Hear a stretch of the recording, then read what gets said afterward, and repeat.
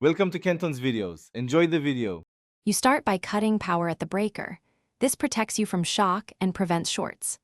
Once done, verify power is off with a non-contact tester on the switch screws and remove the faceplate using a screwdriver.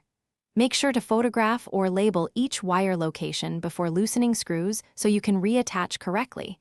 This saves time and prevents wiring mistakes.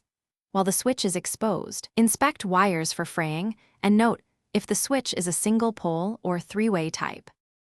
Now remove the old switch by loosening terminal screws and freeing any backstabbed wires.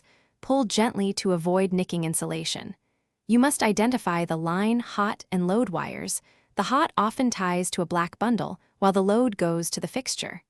If travelers or grounds are present, keep them organized. Once identified, trim and strip about 3/8 of an inch of insulation and form a tight clockwise loop on stranded wire, so the screw clamps it securely when you install. Attach each wire to its matching terminal, line to common, load to switch terminal, travelers to their positions, and ground to the green screw, tightening screws securely to avoid arcing. Once mounted, restore power at the breaker and test the switch and fixture. Make sure operation is smooth and brightness is normal.